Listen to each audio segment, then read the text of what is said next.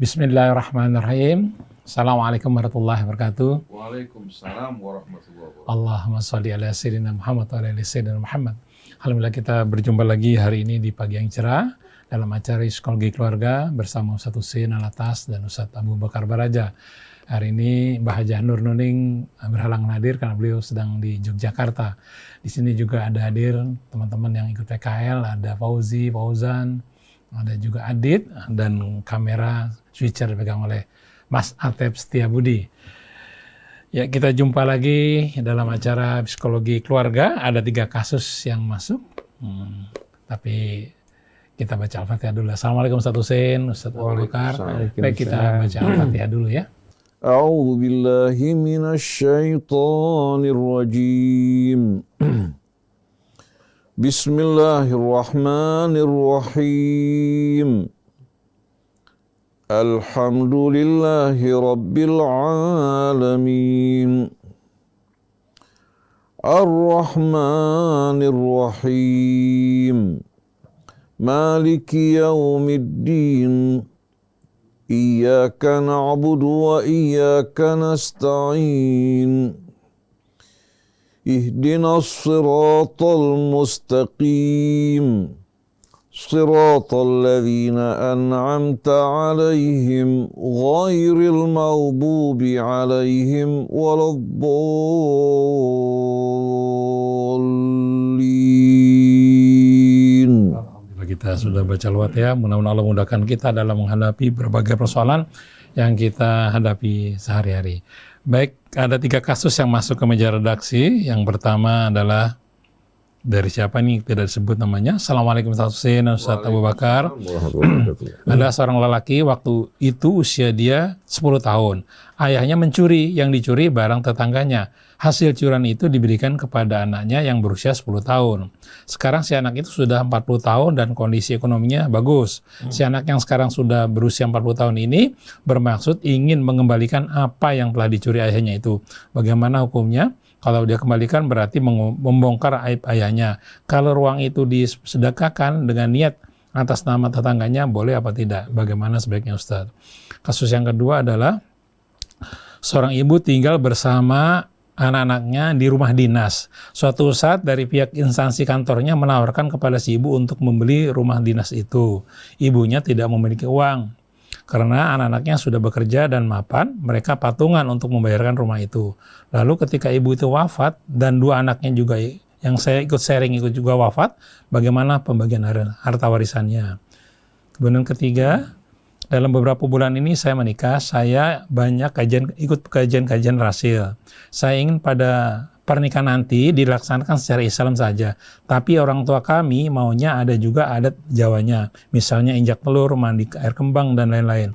Mau ditolak mereka adalah orang tua kami. Karena biaya-biaya pernikahan yang tanggung adalah orang tua kami. Mau dituruti berlawanan dengan hati nurani. Karena saya banyak mengikuti kajian-kajian di rasil. Jadi bagaimana menghadapi orang tua yang seperti ini, Ustaz? Gitu. A'udzu billahi minasy syaithanir rajim. Bismillahirrahmanirrahim. Alhamdulillahi rabbil alamin. Ya Rabbana lakal hamdu wa lakash syukru kama yanbaghi jalali wajhikal karim wa 'azimi sultanik. Subhanak la nuhsi thana'an 'alaika anta kama athnaita 'ala nafsik. Falakal hamdu hatta tarda, walakal hamdu idza radit, walakal hamdu ba'da ridha.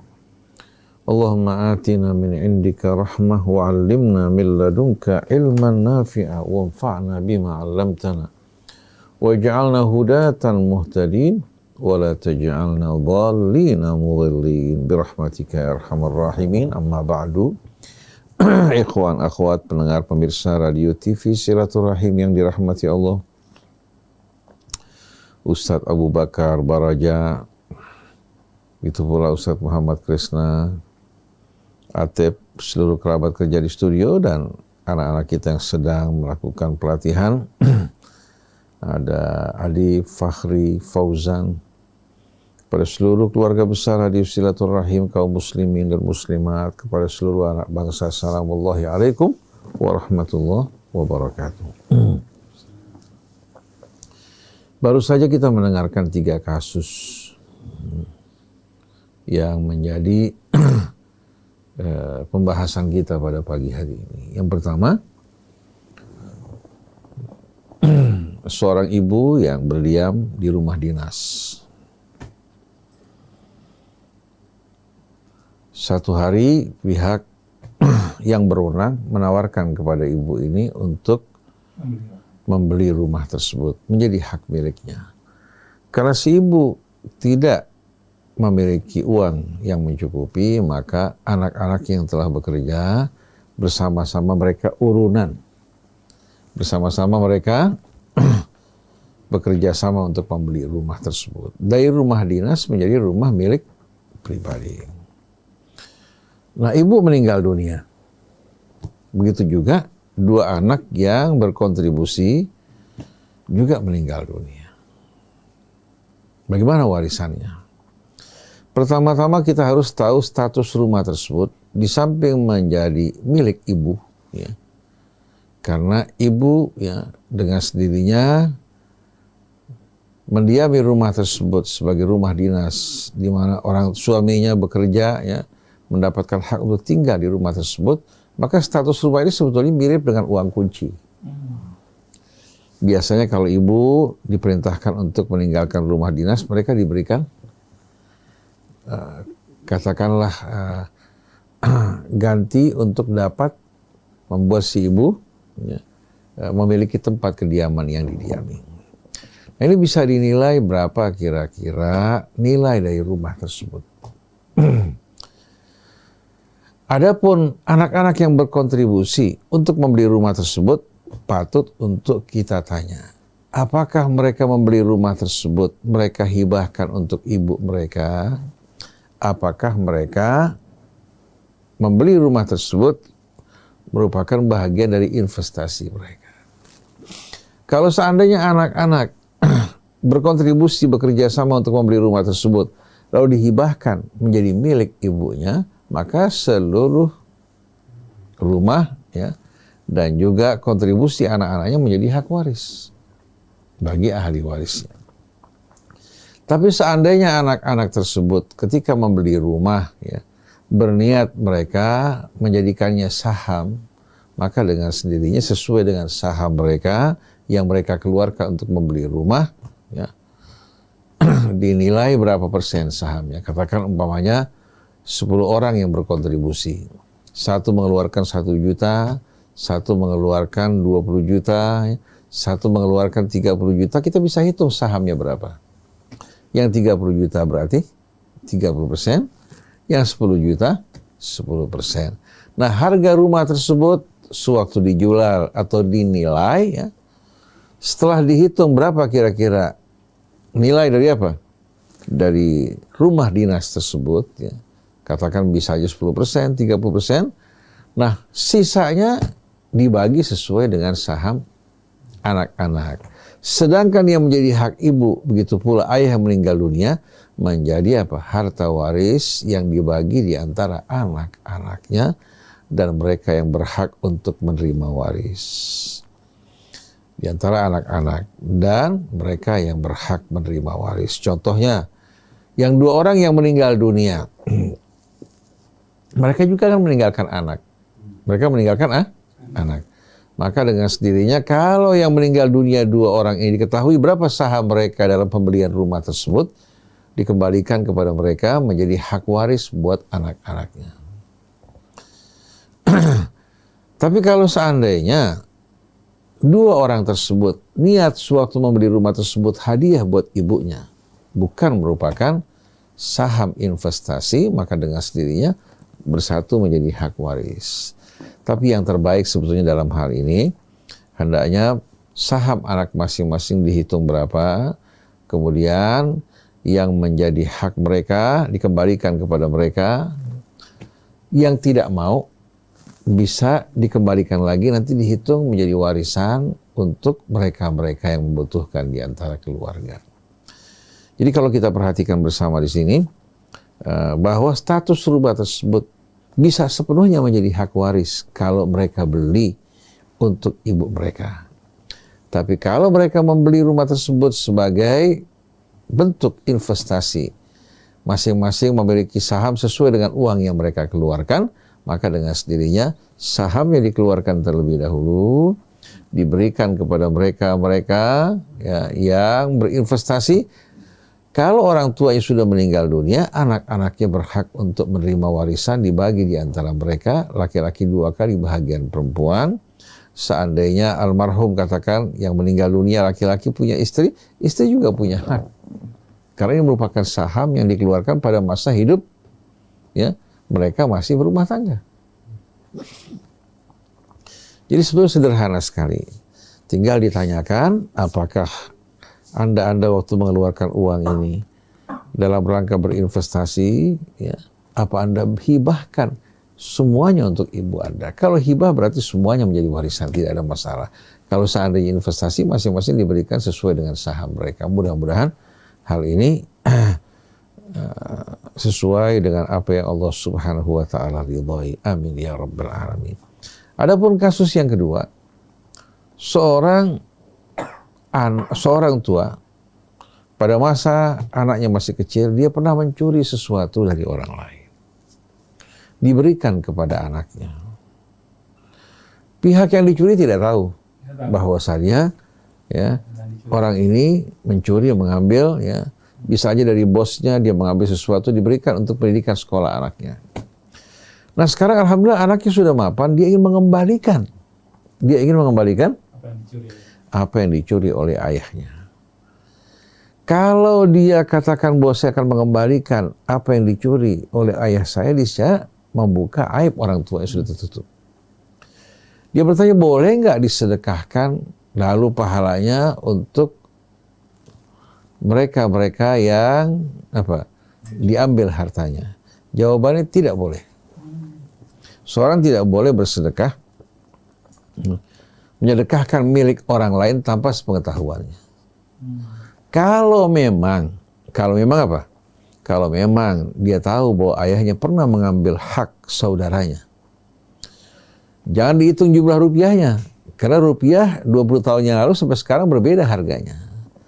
Bisa dihitung dari harga emas, bisa dinilai kira-kira uang tersebut ya, yang diambil oleh orang tuanya berapa nilainya kira-kira. Jangan dilihat dari jumlahnya yang sama, karena jumlahnya terkadang sama, tapi nilai sudah jauh sekali merosot. Dulu tanah masih 100.000, sekarang tanah sudah 5 juta rupiah. Jadi pada saat si anak mampu, berkecukupan, mampu untuk menggantikan orang tuanya, dia wajib untuk mengembalikan pada pihak yang terzalimi. Cuma untuk menjaga supaya aib tidak tersingkap, bilang saja bahwa ini hadiah. Ini hadiah tanpa harus menyebutkan pengembalian. Ini merupakan hadiah saya buat ahli waris keluarga, karena saya merasa betul-betul orang tua kalian, atau orangnya kalau masih hidup, orang tua saya merasa betul-betul berhutang budi pada kalian. Kembalikan kepada mereka. Tanpa harus menyebutkan bahwa ini uang yang dicuri oleh orang tua saya. Jadi menjaga nama baik orang tua, tapi dia kembalikan. Cari cara untuk bisa memberikan hadiah buat mereka. Alhamdulillah saya bersyukur pada Allah, ada rezeki, saya ingin berbagi dengan kalian. Niatkan di hatinya bahwa ini merupakan pengembalian dari apa yang orang tua mereka ambil secara tidak benar. Jadi menjaga semuanya kan hak mereka, kita kembalikan. Hak orang tua juga nama baik orang tua juga tidak tercemar, karena Allah Subhanahu wa taala sitir, suka menutupi aurat sudah hamba-hambanya. Innallaha sittir yuhibbus sittirin. Allah paling suka sama orang-orang yang suka menutupi keburukannya. Jadi haknya dikembalikan, aibnya tertutup dengan baik. Mudah-mudahan Allah berikan ampunan pada orang tua tersebut ya, dan pada anak yang berbakti mengembalikan hak orang lain yang diambil orang tuanya, juga akan mendapatkan ketaatan dari Allah, kemuliaan dari Allah Ta'ala atas kebaikan yang dilakukan, juga kebaktian kepada orang tuanya. Nah, kasus yang ketiga, seorang akan menikah. Dia ingin cara yang islami, yang tidak nyerempet hal-hal yang tidak benar. Tapi orang tuanya masih ingin memaknakan sebagian tradisi Jawa yang bertentangan dengan ajaran Islam. Tidak semua tradisi Jawa bertentangan dengan Islam. Sebahagian tradisi yang bertentangan dengan Islam. Di mana ada tradisi untuk menginjak telur. Allah ciptakan telur, produksi telur untuk kebutuhan kita. Pada saat kita menginjak telur yang merupakan hadiah dari Allah, berarti penghinaan terhadap apa yang Allah berikan untuk kita. Oleh karena itu si anak harus betul-betul meyakinkan orang tua. Ini nikmat Allah Subhanahu wa Ta'ala yang Allah berikan kepada kita. Kalau kita injak, bukan kita dijauhkan dari bala, tapi kita akan terkena murka Allah karena kita menghina dan merendahkan apa yang Allah hadiahkan buat kita. Jangan kita ikuti gaya hidup orang-orang yang tidak beriman seperti di barat pada musim panen tomat, mereka saling melontarkan tomat dalam jumlah besar. Ada yang saling melemparkan telur. Ya. Ini perbuatan-perbuatan yang tidak benar, membanting semangka. Itu kan nikmat karunia Allah. Masa kita apa? Kita sepelekan dan kita rendahkan. Begitu juga menginjak telur. Ini merupakan hal-hal yang haram. Ya. Dan ini bahkan merupakan satu perbuatan bukan hanya sekedar. Ya. Bukan hanya sekedar seorang melakukan kemaksiatan. Tapi perbuatannya jauh lebih daripada itu. Jauh daripada itu. Pertama dia meyakini sesuatu yang tidak benar. Dengan menginjak telur dia akan dijauhkan dari apa? Dari bala dan keburukan. Begitu juga membanting semangka. Keyakinan ini saja sudah merupakan hal yang bertentangan dengan keimanan kita kepada Allah Subhanahu wa Ta'ala. Dan apa yang kita lakukan merendahkan dan menghina nikmat Allah Subhanahu wa Ta'ala yang kita tempatkan bukan pada tempatnya. Padahal Allah berfirman, wa idh ta'adzana rabbukum la in syakartum la azidannakum wa la in kafartum inna adzabi lasyadid. Kalau Anda ingin dijauhkan dari bala dan keburukan, hadiahkan telur tersebut kepada fakir miskin. Insya Allah Allah akan jauhkan dari berbagai macam keburukan. Jadi dalam hal ini kita tidak sama sekali mentolerir atau memberikan izin untuk melakukan toleransi dalam perbuatan yang salah ini. Datang pada orang tua dengan cara yang baik. Ingatkan nikmat Allah. Apakah tidak takut kalau sampai kita melakukan perbuatan seperti ini, nanti Allah akan merampas dan mengambil nikmat yang Allah berikan pada kita. Syukuri dengan menghargainya. Kita juga menikmatinya. Kalau kita punya kelebihan, bagi untuk mereka-mereka yang membutuhkan. Jadi, dalam hal ini buat ananda kita yang akan menikah, hendaknya bersikap di hadapan orang tua dengan cara yang bijaksana. Berbakti, santun, menghormati mereka, tapi pada yang salah, katakan bahwa saya nggak berani menerima dan melakukan hal, takut terkena murka dari Allah Subhanahu wa Ta'ala. Masalah membiayai itu orang tuanya, jadi diagas. Walaupun orang tua yang membiayai, ya, anak dalam hal ini, ya, untuk keselamatan orang tuanya, keselamatan dirinya. Keselamatan orang tuanya, keselamatan dirinya. Dia berikan penjelasan, ya, atau saya takut dengan perbuatan ini terkena murka, bukan dijauhkan dari bala, malah kita mengundang bala, karena kita melakukan sesuatu yang tidak benar. Selagi sesuatu bertentangan dengan ajaran Allah Ta'ala, kebiasaan yang buruk dari bangsa Arab, ya, sisa-sisa jahiliyah wajib kita hindari. Begitu juga tradisi yang tidak benar dari Jawa, dari Sunda, dari manapun juga. Selagi bertentangan dengan keridhaan Allah Ta'ala, maka mengikuti keridhaan Allah merupakan keselamatan. Memaksakan kita melakukan kebiasaan-kebiasaan yang buruk akan mengundang azab dan murka Allah Subhanahu wa Ta'ala. Jadi, walaupun Anda dibiayai orang tua, Anda sampaikan pada orang tua. Kalau sampai orang tua marah, tidak mau mengadakan acara, tidak menjadi soal. Tidak menjadi soal. Karena ini berkaitan dengan sikap kita dalam hidup. Bukan hanya sekedar persoalan kecil, tapi sikap kita dalam hidup ini. Allah perintahkan kita istiqamah di atas kebenaran. Jangan kita mengatakan, ikutin aja orang tua. Setelah kelar kan selesai. Enggak. Cuma kita mulai dengan cara yang salah. Akhirnya nanti waliyadzubillah berujung kepada hal-hal yang salah. Bangunan kalau fondasi sudah miring, maka bangunan yang di atas gimana? Juga akan ikut miring. Jadi mulai bangun hidup kita di atas fondasi yang kuat, yang kokoh, yang benar. Insya Allah bangunan yang bertumpu di atasnya juga akan menjadi kokoh dan kuat. Oleh karena itu orang-orang Belanda dulu di saat membangun rumah atau membangun stasiun, mereka bukan hanya melihat kualitas barang, tapi mereka memperhatikan bagaimana kelurusan bangunan tersebut. Saksikan stasiun-stasiun yang dibangun oleh Belanda yang menggunakan bata-bata yang besar.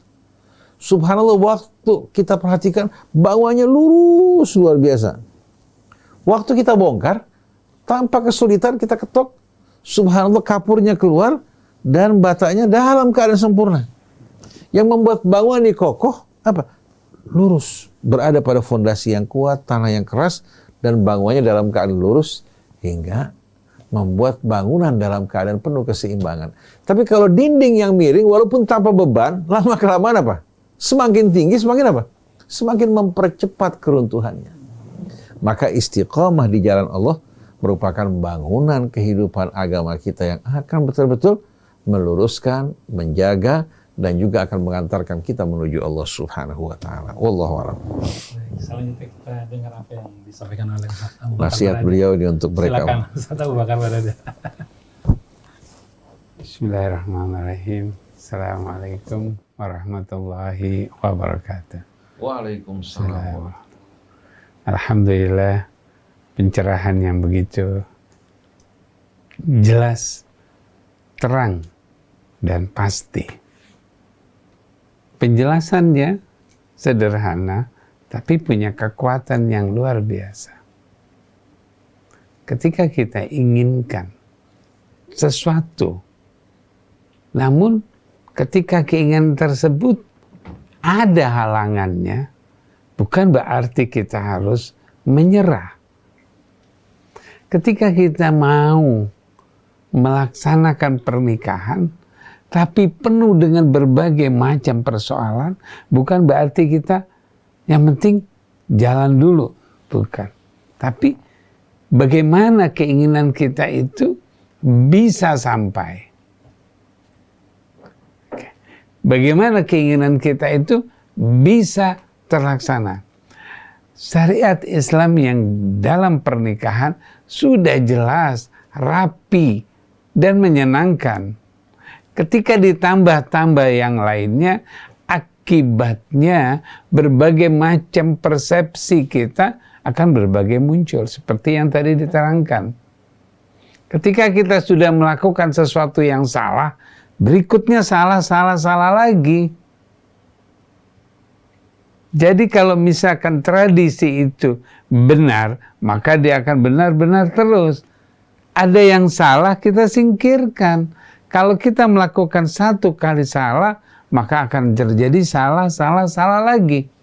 Nah, artinya apakah kita tidak melaksanakan? Kita bisa negosiasi. Di dalam tradisi Jawa, ada yang baik, yang tidak melanggar. Kita minta itu, tegaskan, fokuskan. Bagaimana kalau kita lakukan ini saja? Yang kira-kira melanggar, seperti misalnya menginjak telur, seperti yang tadi sudah dijelaskan. Oke. Ya, yang baiknya itu kita fokuskan. Kemudian kita jalankan dengan baik. Pastikan itu akan benar. Tapi orang tua saya orangnya keras.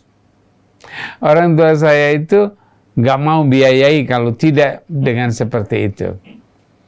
Jangan menyerah. Jangan menyerah, ya sudah. Atau kita menentang. Tidak. Yakinkan apa yang dilakukan oleh orang tua itu akan lunak ketika kita memperhatikan kebaikan yang ada pada dirinya. Karena ketika kita melihat dia melakukan satu kesalahan, kita hanya mempermasalahkan kesalahan. Seperti tradisi yang salah, kita hanya memperdebatkan.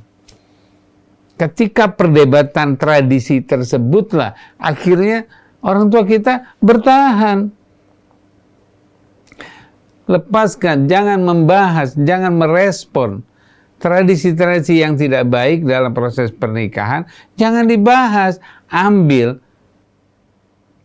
bahas. Yang mana? Yang kira-kira baik, yang benar, yang kira-kira tidak bertentangan dengan syariat Islam. Insya Allah baik. Kalau kita tegas, ya, pokoknya yang namanya tradisi tidak boleh, harus menggunakan syariat Islam. Baik. Namun kita berada bersama dengan orang tua. Tidak hilang syariatnya, tidak pula tercampur asal kita buang. Kita tidak bahas, tidak persoalkan. Menjadi pertentangan karena semua dalam kehidupan kita senang mempermasalahkan yang nggak perlu. Tradisi, siraman, dan sebagainya itu nggak perlu dibahas. Kenapa kita harus sibuk-sibukin membahas yang nggak perlu? Jadi kalau orang punya tanya, Kita hanya memfokuskan bagaimana kalau kita menggunakan yang ini. Bagaimana kita menggunakan sungkeman misalnya. Itu oke. Ya, salaman juga misalnya ke sungkeman, menyatakan pernyataan, oke. Tapi kan kamu harus menginjak dulu telur. Jangan bilang, nggak perlu, itu nggak baik. Kalau kita jelaskan ketika orang tua sedang berada di posisi itu, nggak akan bisa. Kita katakan, kita tidak pakai itu. Kita begini saja, kita begini. Berikan kepada mereka yang mengorganisirnya, acara-acara itu, fokuskan. Nanti dia marah. Tidak akan marah. Karena pikiran kita takut dia marah, akhirnya setiap kali kita mau negosiasi, yang muncul apa? Marah. Yang muncul apa? Kekesalan dia sama kita. Nah, itulah konflik. Kalau kita bilang, mama itu kalau misalnya lagi nanti saya sungkem, iya nanti kan pas kamu sungkeman. Bener, Ma. Sungkeman boleh, kenapa nggak boleh? Kan begitu. Ya, tapi nanti kamu injak telur dulu.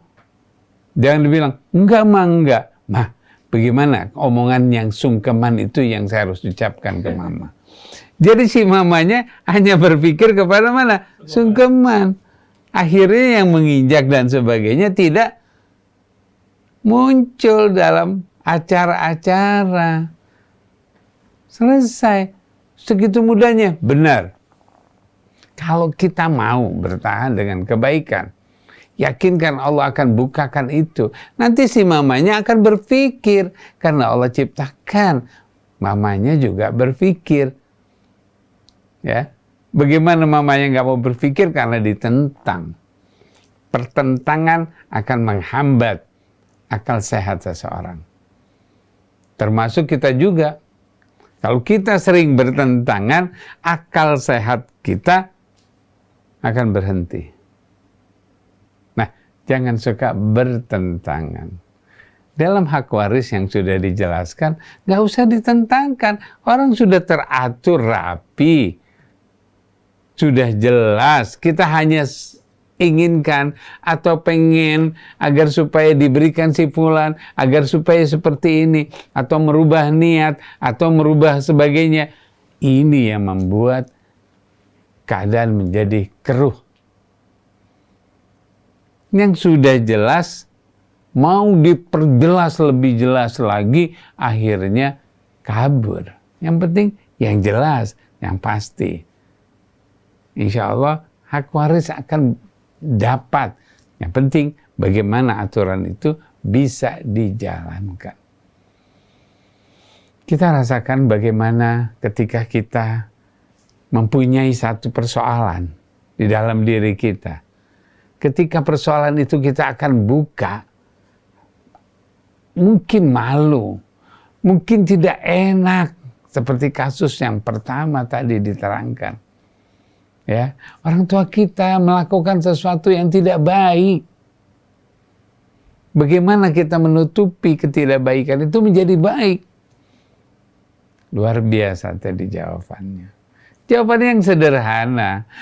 Ketika kita punya, kita lakukan, kita pulangkan tanpa menyebutkan. Kita tutup yang tidak baik. Aib itu kalau ditutup akan menjadi baik.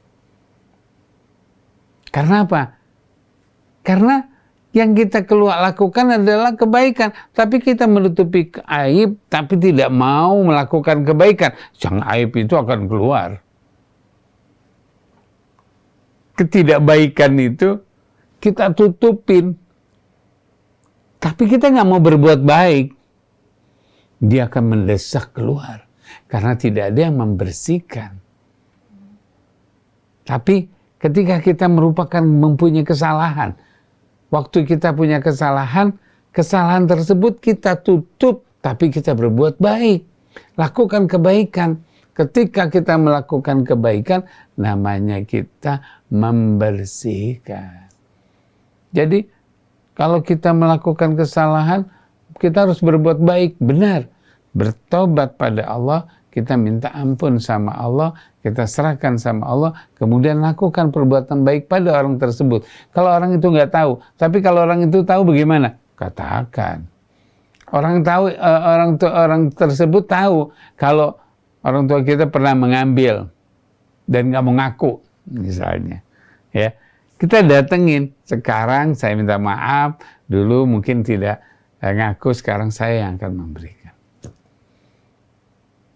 Ya, ada kejelasan di situlah terjadi keseimbangan. Menutupi yang tidak baik hanya Allah tahu, itu lebih baik. Seorang yang melakukan berbuat dosa ditutupi, permasalahannya ditutupi, dibawa kemana-mana, dia akan keluar. Kalau kita bersihkan dengan perbuatan baik, yakinkan semua yang salah akan menjadi baik. Habis. Yang salah itu akan tergeser dengan kebaikan yang kita lakukan. Oleh karena itu, seberapa besar kebaikan yang kita masukkan ke dalam pikiran kita, perbuatan kita, ya, pikiran kita, yang baik-baik tersebutlah yang akan merefleksikan hidup kita. Ada sesuatu yang tidak baik, dia akan menggeser, dia akan berubah menjadi satu kebaikan. Oleh karena itu, perbuatan, perkataan, pikiran yang baik akan membersihkan semua yang tidak menyenangkan dalam kehidupan kita. Insya Allah. Terima kasih. Baik, Iwan dan Ahmad, demikian tadi penjelasan fikih yang begitu jelas ya. Allah paling suka kepada orang yang suka menjaga aurat atau aib keluarganya. Jadi tetap berkata sopan dan baik kepada dalam memperbaiki pemahaman salah dari orang tua kita atau saudara kita. Terima kasih Ustaz Hussein, Ustaz Abu Bakar Baraja. Saya Muhammad Krisna, kemudian Anis Mualim, Yusuf Bangkit, dan juga Antep Tiabudi. Mohon pamit. Wabillahi taufiq wal hidayah. Assalamualaikum warahmatullahi wabarakatuh.